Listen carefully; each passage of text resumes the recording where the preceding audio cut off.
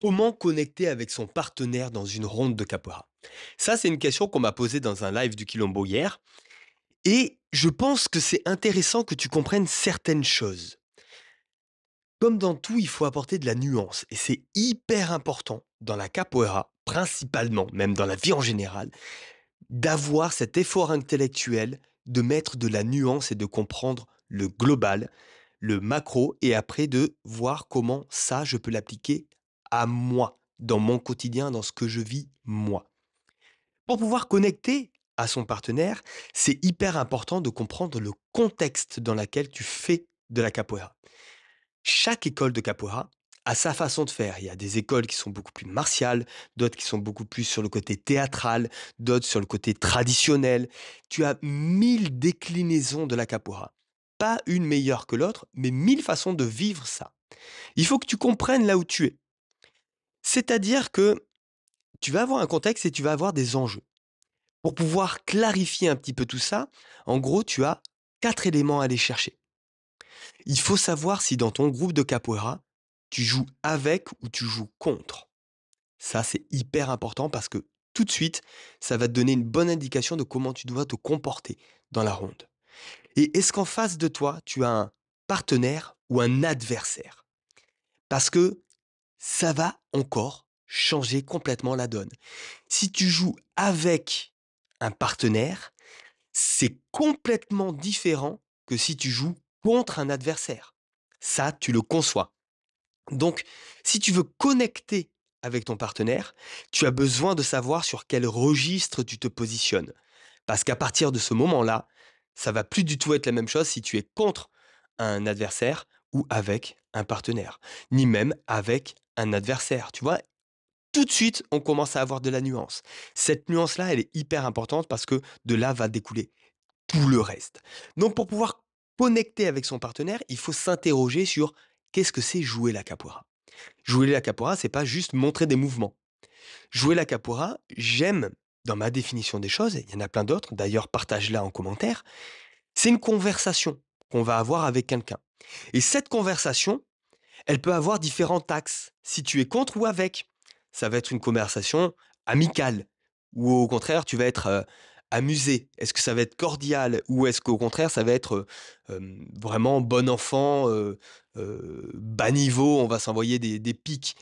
Est-ce que ça va être humoristique? Est-ce que, au contraire, ça va être un débat d'idées ou une confrontation? Il va falloir que quelqu'un sorte gagnant de cet affrontement-là. Donc, avoir la vision du contexte, de l'enjeu sous le prisme du dialogue, déjà là, tu commences à voir, en gros, ce que c'est qu'un jeu de capoeira. Ce travail-là va t'aider si émotionnellement tu as des difficultés à rentrer dans une ronde.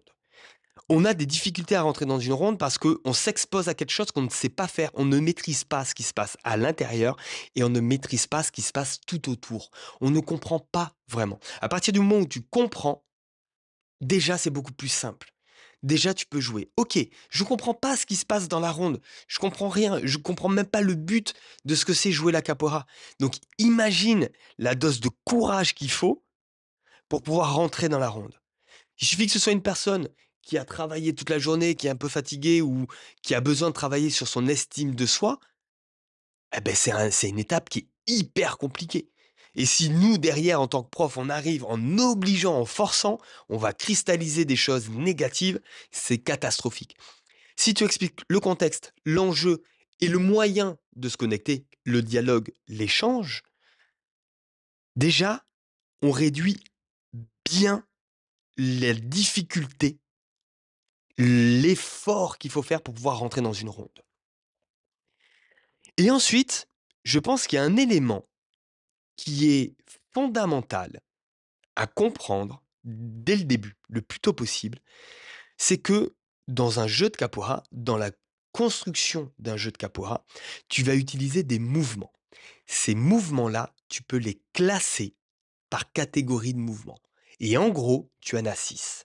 Tu as les mouvements d'attaque, les mouvements de défense, les mouvements de déplacement, les mouvements acrobatiques, les mouvements déséquilibrants et les mouvements de feinte et d'expression. Un mouvement peut être dans plusieurs catégories. On s'en moque. C'est comment tu vas l'utiliser. Pour les débutants, j'aime à leur dire de tourner autour de 3 catégories. C'est tout, pas plus. Tant que tu n'as pas maîtrisé ces 3 catégories-là dans un jeu, dans un contexte de ROD, tu ne rajoutes rien d'autre. Les catégories, c'est attaque, défense, déplacement. C'est tout. Et juste avec ça, tu vas pouvoir faire des jeux incroyables. Attaque, défense, déplacement.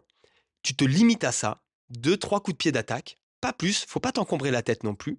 Deux, trois, quatre esquives, pas plus, t'encombres pas la tête, juste pour pouvoir esquiver en ligne, esquiver sur le côté, esquiver en haut et en bas. C'est tout. Histoire de parer à peu près à 90% de ce que tu vas voir dans un jeu de capoeira. Et de déplacement, le relais, la roue. That's it. Pas plus que ça.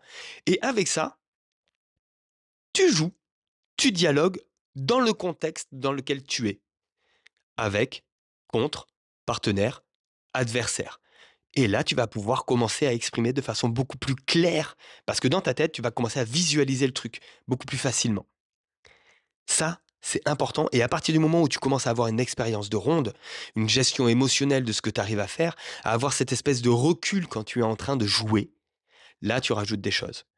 Parce que si tu pars pleine balle au début à essayer de tout faire sans réellement savoir, tu manques de méthode. Et du coup, si tu obtiens un résultat par hasard, ça va être hyper compliqué de le répliquer, de le dupliquer et de le tenir et même de l'expliquer après avec quelqu'un.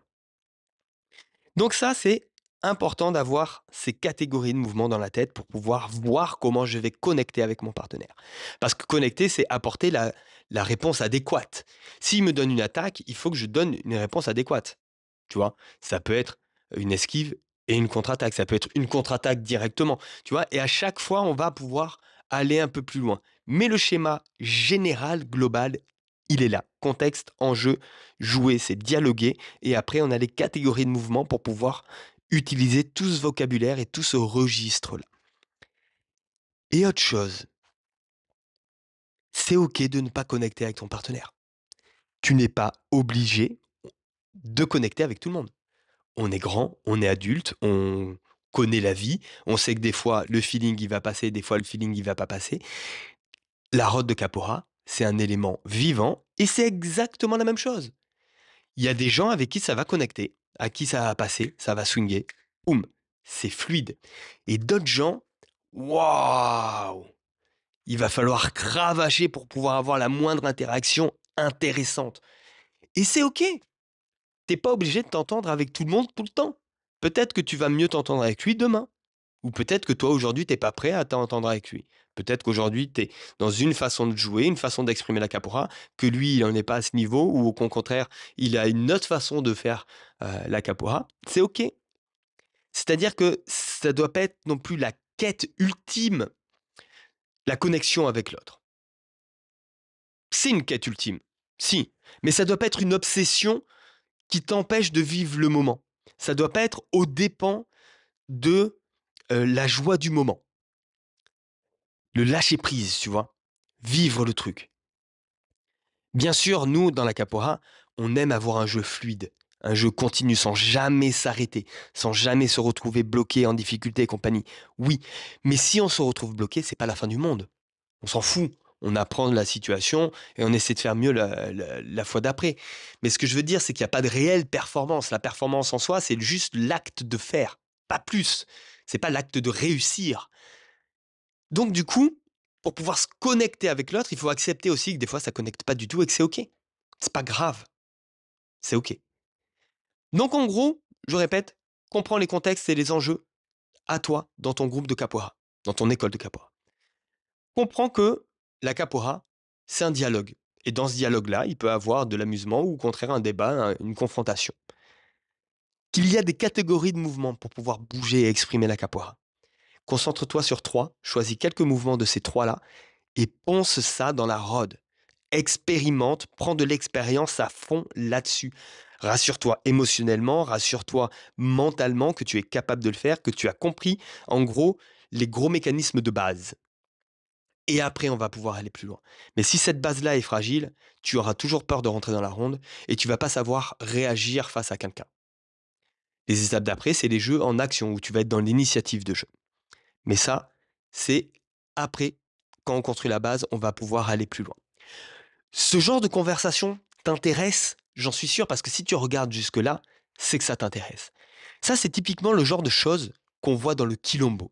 Le Quilombo, c'est un endroit où tu vas avoir 3 axes. Une librairie de mouvements ultra complet pour pouvoir découvrir tous les mouvements de la capoeira et t'entraîner de façon autonome. Une autre partie avec des masterclass où on va prendre des points très pointus de la capoeira, gestion émotionnelle, respiration, mais pas que. On va aller voir d'autres aspects du corps, préparateurs physiques, des danseurs, des lutteurs, plein de choses pour pouvoir enrichir notre connaissance, nous, notre santé, notre quotidien, parce qu'on est des capoeiristes, oui, mais notre objectif n'est pas forcément de devenir les meilleurs capoeiristes du monde, c'est surtout de nous servir de la capoeira pour pouvoir être des meilleurs version de nous-mêmes, entre guillemets. J'aime pas forcément cette expression-là, mais pour pouvoir améliorer notre quotidien, notre relation à soi et notre relation aux autres. Donc, on va aller voir des naturopathes, il va y avoir des masterclass comme ça qui vont arriver, qui vont être des dingueries littérales. Mais le truc le plus game changer, c'est les lives. 2 fois par semaine, on se rejoint. Une fois pour s'entraîner, parce que c'est notre passion commune et savoir utiliser son corps, c'est très important. Et l'autre fois où il y a des live coaching dans laquelle chacun va pouvoir exprimer ses doutes, où il en est, ses questionnements, me demander des programmes d'entraînement concrets, des musiques à apprendre parce qu'il a envie de tenir une ronde pendant 10 minutes. Bref, où il en est dans la capoeira, me solliciter là-dessus. Je lui donne tout un protocole à faire sur la semaine d'après et on fait le point. Et de semaine en semaine, on progresse comme ça. C'est-à-dire que tu n'es pas lâché avec une information et advienne que pourra. Non, non. Toutes les semaines, on fait le point et on voit. Est-ce que l'information était pertinente pour toi? Oui, non. Est-ce que tu as réussi à le faire dans ton quotidien? Oui, non. Et comment on peut adapter? Tu as réussi? Très bien. On va passer à l'étape 2. Tu as pas réussi? Ok, on va réadapter tout ça pour pouvoir voir comment on peut intégrer ça dans ton quotidien pour que tu puisses avancer sur le chemin dont tu as envie. Il y en a qui sont là pour pouvoir apprendre des acrobaties, d'autres juste pour pouvoir participer à une communauté et échanger avec des gens qui viennent de partout. Il y a plein de motivations différentes. Ta motivation à toi, elle est légitime et ça va être d'avancer dans la capoeira et en tant qu'être humain. Et cette partie-là, les lives, toutes les semaines on est ensemble, ça va te faire avancer de ouf. Parce que ça va pas être une information stérile. Ça va être une information qu'on implémente, qu'on expérimente et qu'on applique tout de suite de façon ultra concrète. Et c'est comme ça qu'on obtient des transformations. Pas autrement. C'est pas juste en regardant un tuto et en se disant super. Parce qu'avec tous les tutos que tu as dû regarder, tu devrais être beaucoup plus fort que ce que tu es maintenant. Les tutos, ça ne fonctionne pas. L'accompagnement fonctionne, le mentorat fonctionne. La communauté, être entouré de gens comme nous qui ont les mêmes envies, les mêmes motivations, qui passent à l'action, ça nous motive, ça nous inspire. Quand on a un petit coup de mou, hop, ok, il y a les copains, copines qui sont là, qui prennent des nouvelles et compagnie, comment ça va? Je t'ai pas vu la semaine dernière, est-ce que c'est ok? Boum, et on repart. On n'est jamais laissé de côté. Ça, c'est la grande force du Quilombo. Je te mets les liens dans la description. Si tu veux plus, n'hésite pas à me contacter, qu'on en parle, qu'on en discute. Moi, je te souhaite le meilleur. Je te fais des gros bisous dans ton cœur et j'espère te voir dans le Quilombo parce que on est déjà quasiment une vingtaine. On a commencé les lives, on a commencé les coachings et franchement, c'est juste kiffant à faire. Allez, des bisous.